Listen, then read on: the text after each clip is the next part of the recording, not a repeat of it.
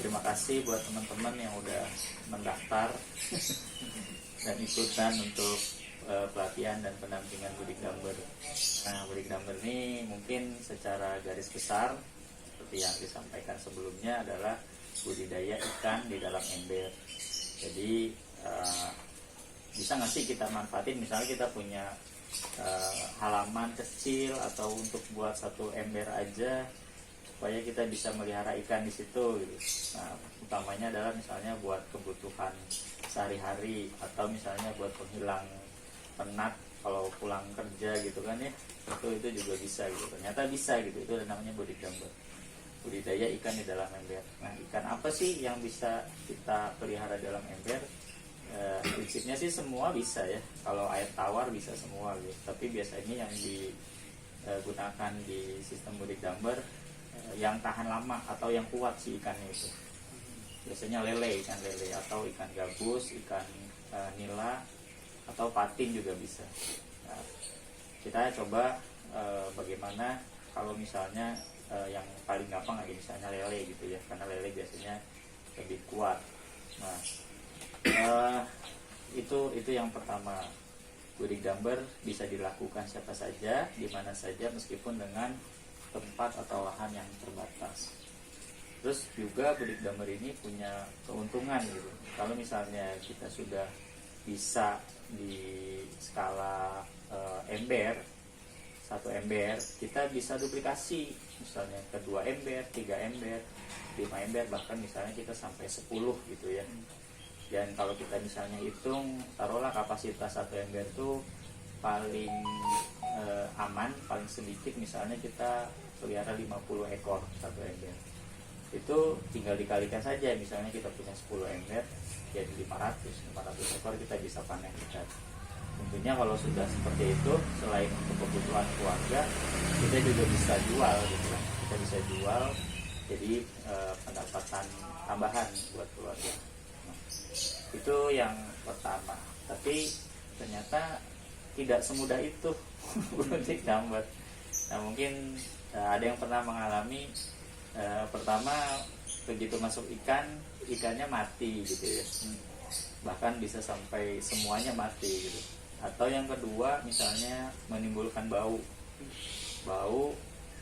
dari ikan yang kita pelihara di ember tadi. Dan kalau kita tinggal di pemukiman kan pasti akan nggak cuma kita yang menikmati baunya gitu, tapi tetangga sekitar juga menikmati, akhirnya jadi mengganggu gitu.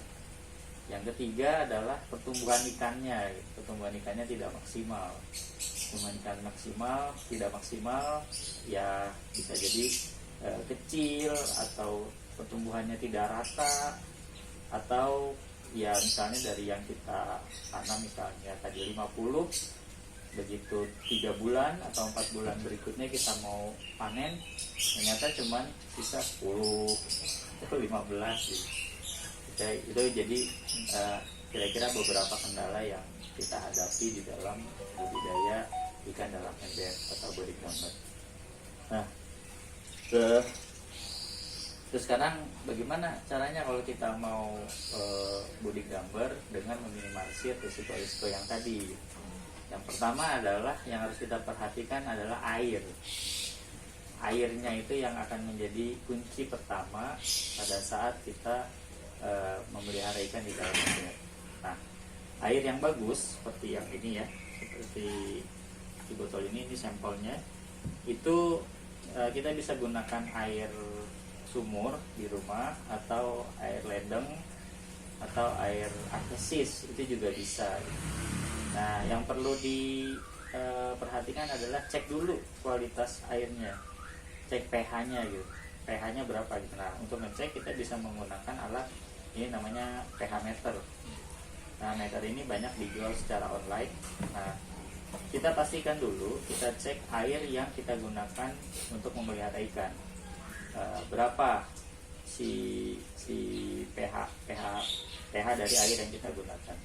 Nah, yang kita bisa gunakan itu air dengan pH antara 6,5 sampai dengan 7,5. Jadi kalau normalnya pH itu di 6,5 sampai 7,5 itu bisa kita langsung gunakan. Tapi kalau misalnya di atas itu atau di bawah itu harus dilakukan treatment terlebih dahulu. Untuk menurunkan dan menaikkan pH itu banyaklah, kita bisa cari di Google ya, googling bagaimana caranya. Nah, nanti yang penting kita tahu dulu air di rumah kita atau di tempat kita nanti budidaya berapa pH-nya.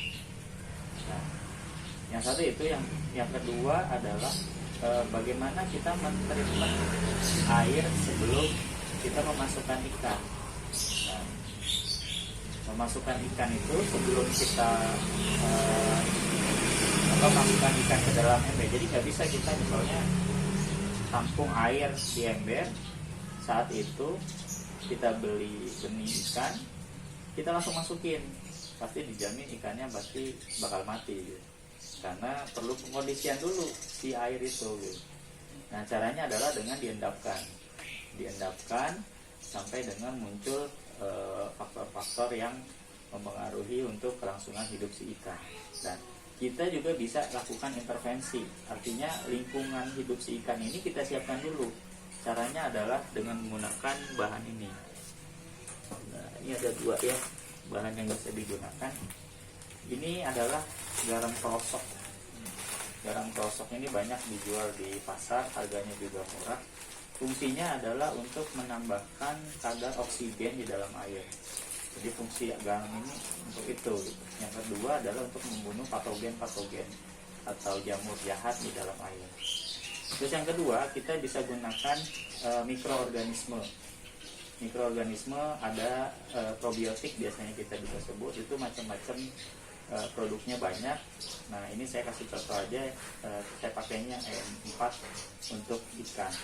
Nah, ini juga bisa didapatkan di toko pertanian atau di tempat online juga ada gitu ya.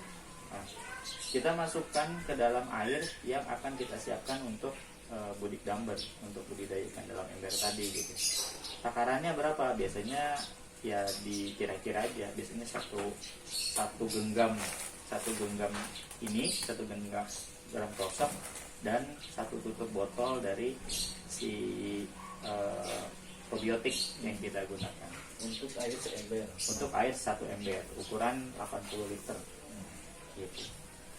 Nah, itu yang perlu digunakan. Dan yang penting kedua adalah sebelum kita masukkan air, si ember tadi kan kalau kita baru beli ya harus dicuci dulu. Tapi cuci jangan pakai sabun. Cucinya bisa pakai garam krosoknya. Jadi garam krosok sama air kita gosok-gosok, terus kita buang gitu. Intinya supaya meminimalisir zat-zat kimia yang ada karena proses pembuatan si ember tadi. Nah, terus berapa lama kita diamkan air sebelum dimasukkan ikan?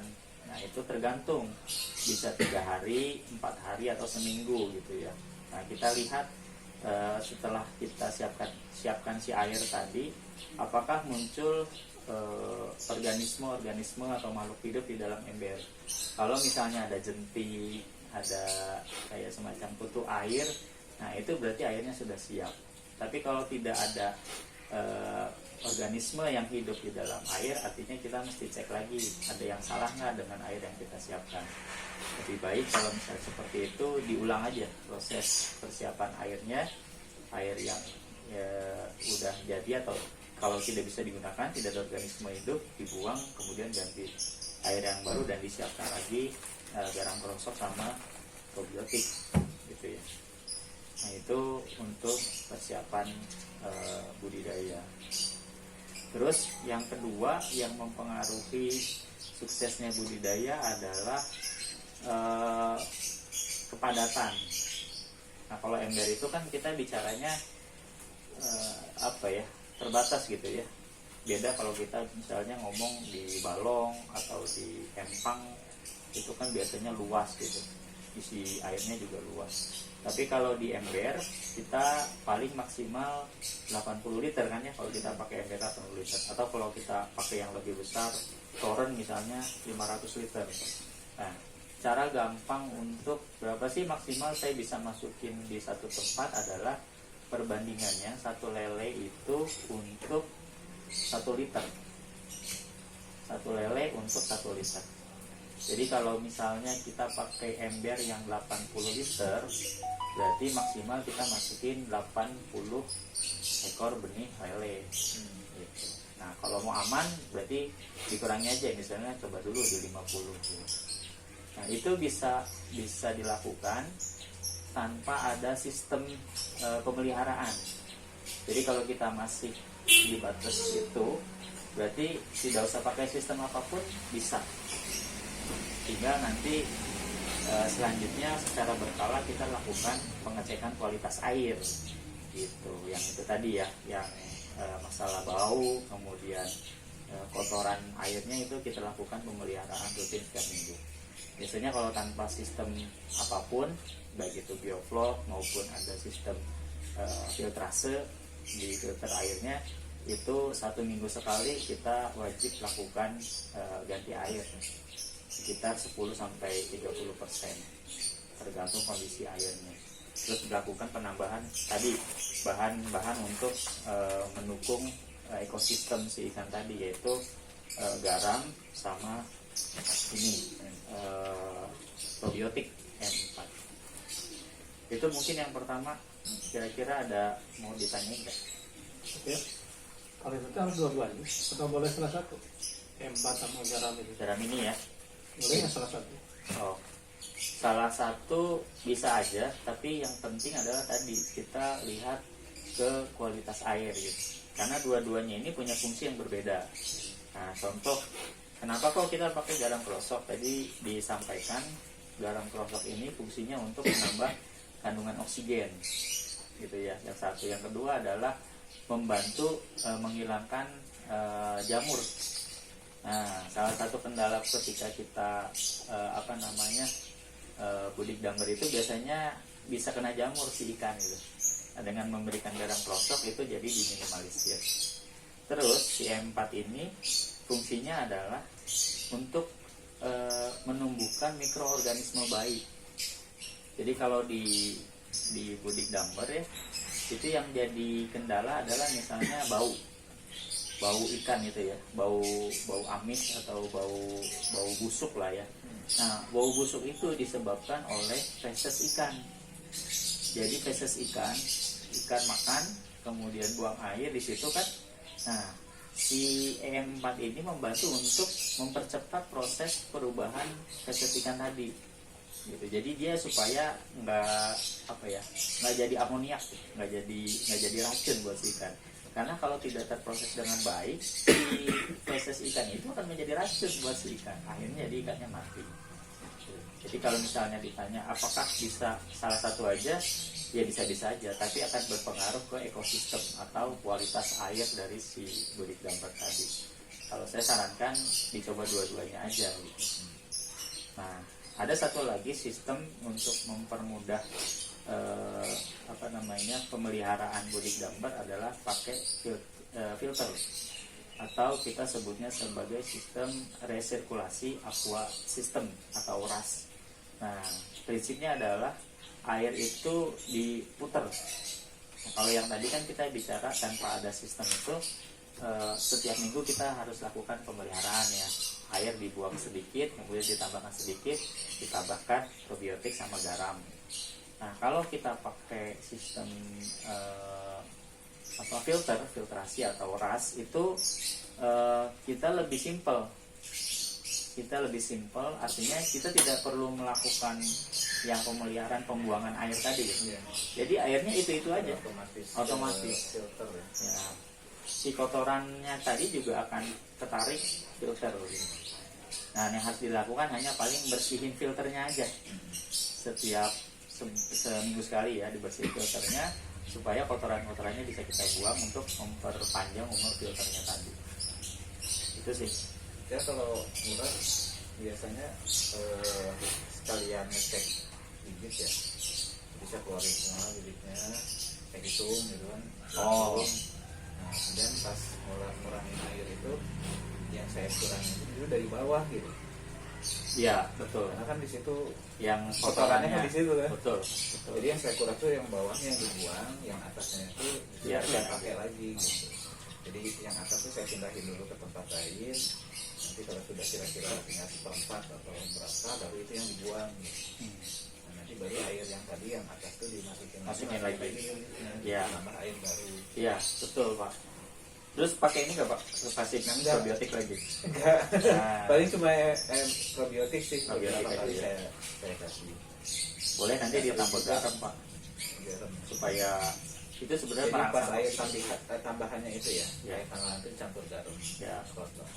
Berarti bisa nggak garam biasa? Garam dapur? bisa aja sih, tapi Sayang. lebih mahal. Oh bisa. Ini lebih murah. Ini 900 gram. Kalau nggak salah harganya 5.000. 5.000. Kalau garam dapur kemarin beli, Tiga seperempat kurang kan 5.000. iya, udah lebih mahal. Ya mendingan garam ini kan garam belum jadi lah, belum bisa dimakan. Tapi buat budidaya kita bisa gunakan. Ketinggalan. Jadi nggak. Nah, itu ya yang pertama. Yang kedua yang mempengaruhi untuk budidaya adalah kualitas dari bibit.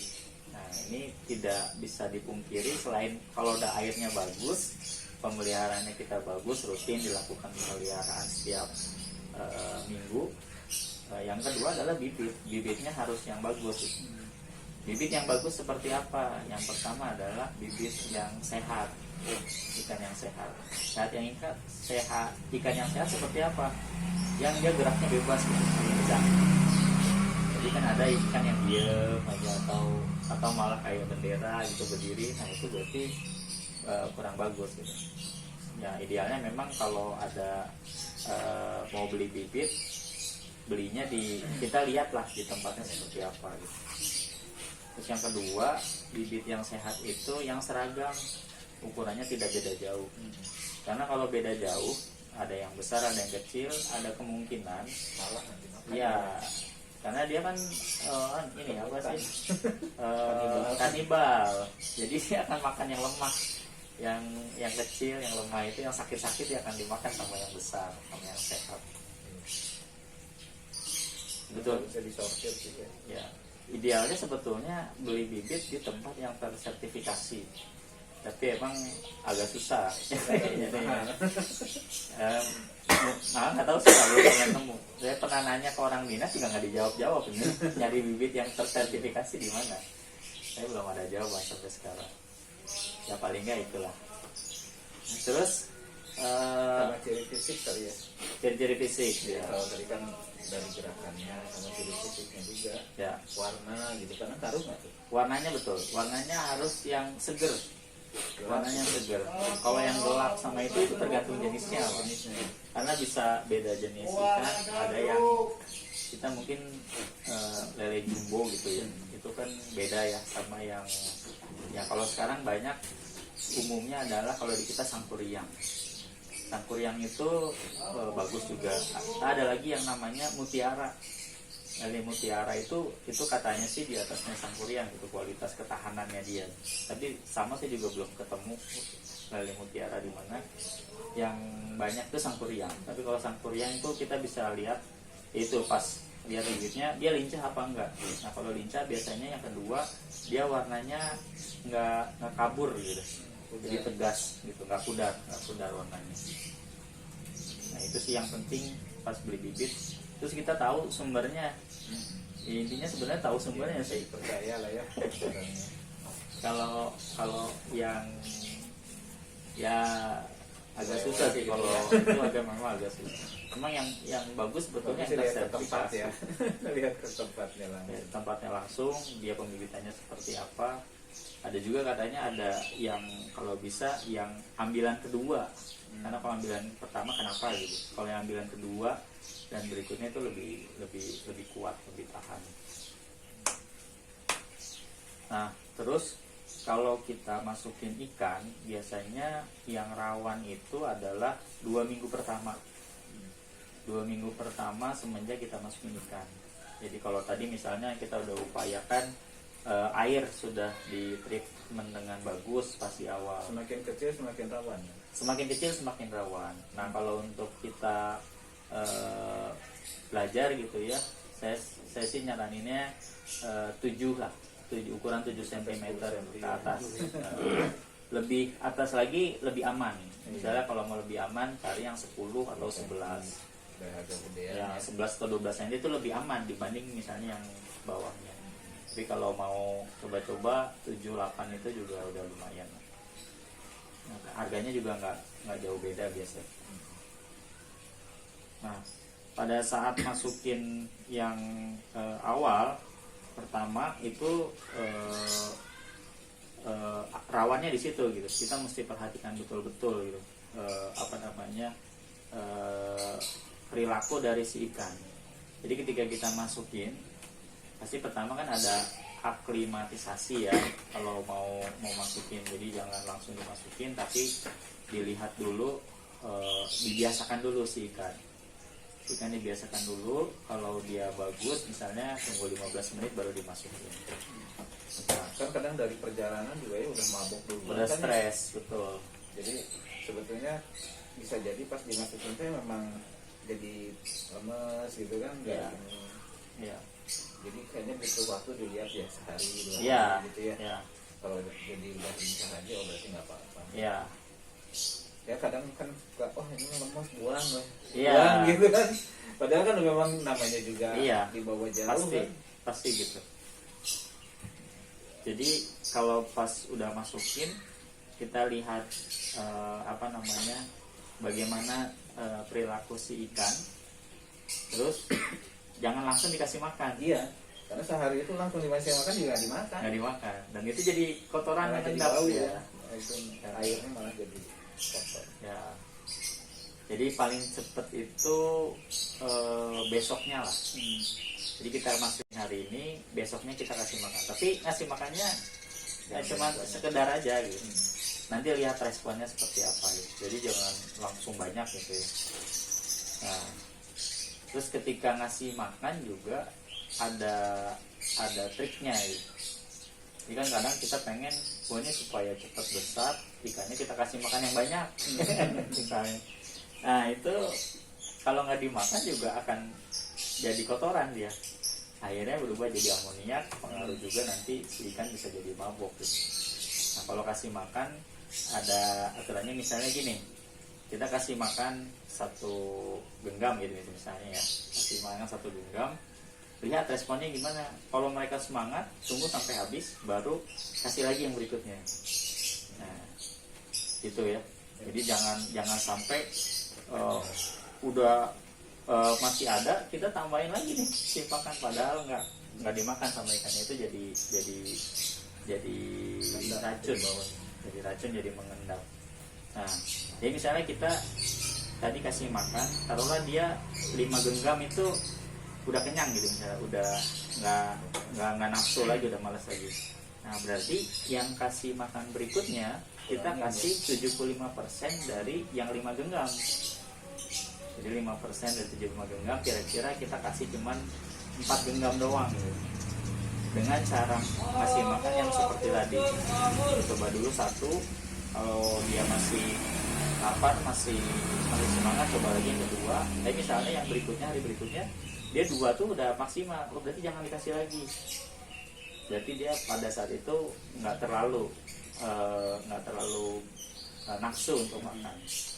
Terus kalau misalnya itu berlangsung lama, jadi misalnya tadi kita kasih makan biasanya 4 genggam, tapi udah 2 hari nih si ikan makannya cuma 2 genggam, artinya ada yang salah. Ada kemungkinan ada salah dengan airnya. Nah ketika itu terjadi, lakukan kuras air bagian bawah, kira-kira 10-20% dari air yang ada.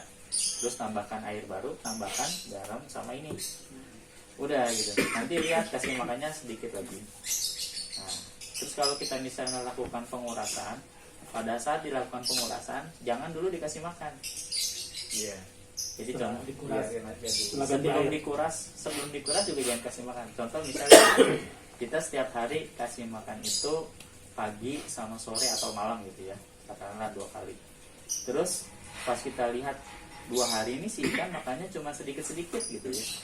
Yang tadinya 4 genggam makannya cuma 1 atau 2 genggam. itu udah nggak semangat dia misalnya. Nah pas hari ketiga kita mau lakukan pengurasan. Nah pas mau dikuras jangan dikasih makan tuh 1 hari. Iya. Jadi buang air yang tadi sekitar 10-30%, yang bawah ya bisa pakai selang.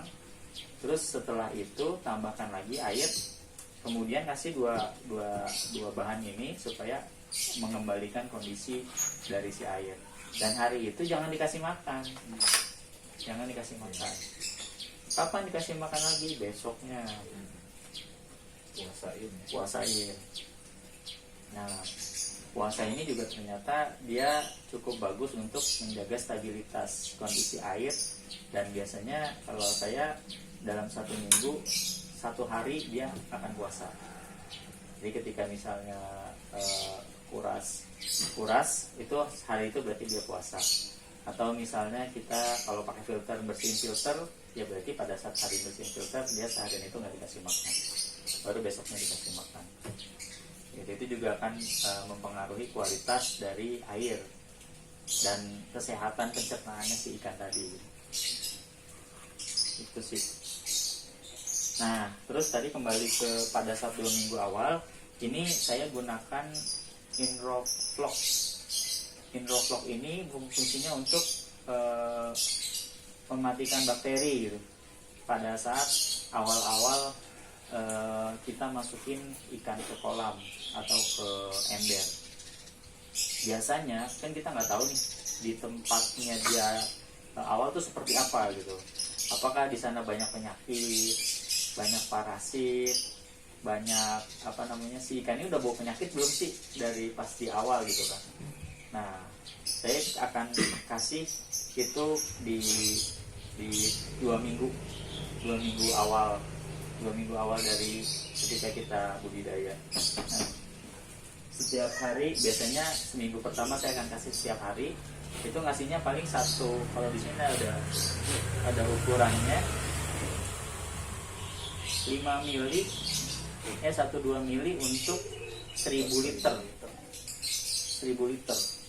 Berarti kita cukup kalau kita misalnya 80 liter, berarti itu 1 mili dibagi lagi 10 gitu.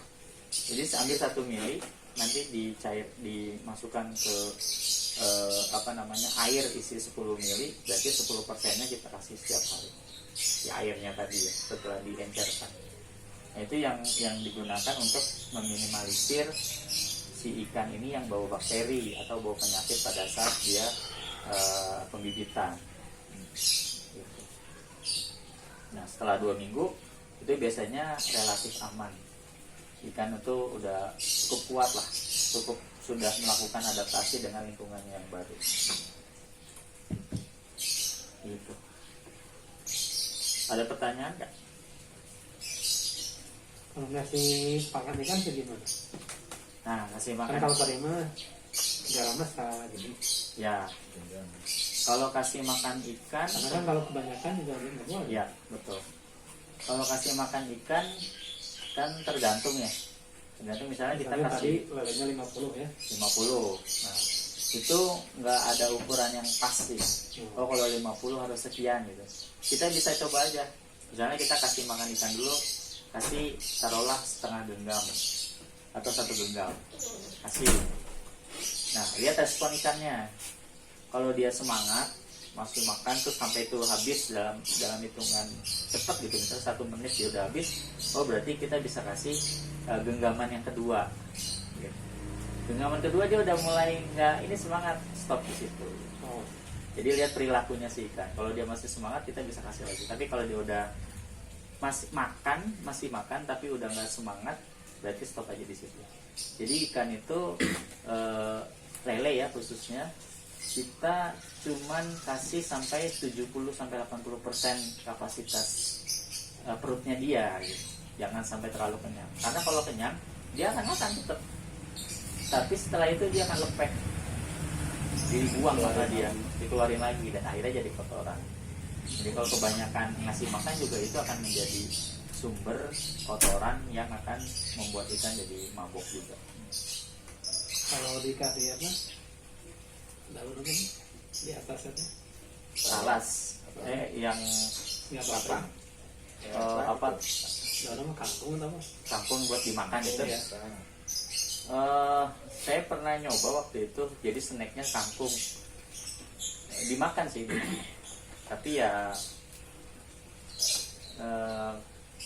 nggak ini sih ya, nggak jadi makanan utama lah, nggak jadi makanan utama.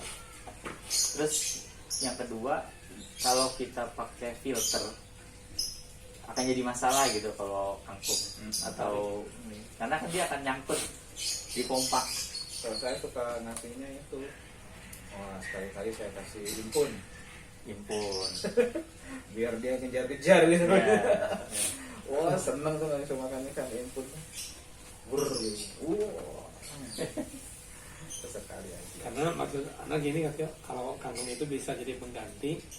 Misalnya anak lagi mudik ke Jawa, kan Jadi kita taruh aja situ. kita nggak rutin, jadi nggak ngasih makan gitu. Ya, sebetulnya kalau lagi seberapa kuat sih si ikan ini nggak makan, dia 3 hari nggak makan juga kuat. Penting hari. Nggak masalah gitu. 7 hari juga paling makan lelenya. Terus Makanin temennya. ya betul, karena dia sifatnya kanibal, dia akan makan temennya. Itu aja sebetulnya. Iya. Kadang kita tuh mikirnya gitu ya, kalau ngasih makan tuh wah Nanti takut dia pinginnya masih kelaparan. banyak gitu karena takut kelaparan, padahal dia Itu jadi tahan penyakit. gitu. Kalaupun kita lupa juga berapa Iya. hari nggak ngasih makan, Apa-apa. kali nanti lihat aja gara ada tengkorak. Iya, tinggal jumlahnya berkurang. Tapi secara umum dia akan masih itu. Dia masih bisa tahan. Dibanding- Asal yang justru yang masalah tuh air ya. Tapi Ya. kalau airnya jadi beracun, nah itu bisa mati semua. Ya. Kalau lapar mah nggak masalah. Ya. Kalau kebanyakan ngasih malah jadi racun. Jadi beracun. Kalau digantinya, kalau dikurasnya pakai air hujan nggak apa? Air hujan ya. Kalau air hujan sebetulnya ya itu tadi sih kembali ke pH-nya ya. Kalau misalnya kita bisa yakinin air hujan pH-nya bagus ya nggak apa-apa. Yang masalah sebetulnya kayak hujan pertama habis kemarau tuh hujan Iya. pertama, nah itu juga jangan, itu bisa nggak bagus. Tapi kalau hujan kayak sekarang kan sering, nah itu harusnya nggak apa-apa ya. Oh iya, kalau misalnya kita rumahnya kita naro ember atau kolamnya, terus ada jatuhan air hujan dari atap, nah harus diperhatikan apakah itu dari seng atau bukan. Karena kalau seng itu bahaya karena kan besi karat. Tapi kalau misalnya genting biasa itu nggak apa-apa. Itu harus dikuras. Kalau saya kan ember juga sama pakai itu, terus kena hujan juga. Satu juga luber jadi penuh. Ya, Ini kalau enggak juga lelenya pada keluar. ada kemana-mana. Pada loncat nantinya. Tahu-tahu udah kering di bawah. Jadi harus sering dilihat kalau kena hujan. Kalau hujannya gede, wah ini pasti ember penuh nih. Ya, Cepet-cepet ke atas, kurangin. coba ini Pak, dikasih lubang, kasih lubang kecil. Ya, memang harusnya ya di 10 cm Ya, kasih lubang. dari ininya kasih beberapa lubang. Jadi ketika misalnya dia naik si airnya, belum sampai luber udah keluar duluan. Jadi itu kayak maksimalnya lah. Iya. Ya karena emang kalau nggak ada lubang ya dia pasti akan penuh. Luber. Apalagi kalau nggak ada Terus jaring. kadang kalau nguras juga gitu, kalau habis dikuras ada aja tuh yang lele tuh yang loncat. Ya. Habis kuras gitu ya. Nggak tahu terus selalu aja ada yang satu gitu. Tiba-tiba di bawah udah kering main loncat nih satu. Padahal akhirnya saya nggak pernah penuh. Iya. 20 cm, 20 cm lah gitu dari pengusahaan. Nah iya pas pertama Naruh. pas pertama lele masuk, Pasti. airnya juga kan nggak penuh kan? Iya. Itu biasanya dia akan Setengahnya, loncat. setengahnya aja kan? Eh, Apalagi kan ukurannya kecil-kecil. Kecil-kecil. Jadi jangan sampai penuh embernya.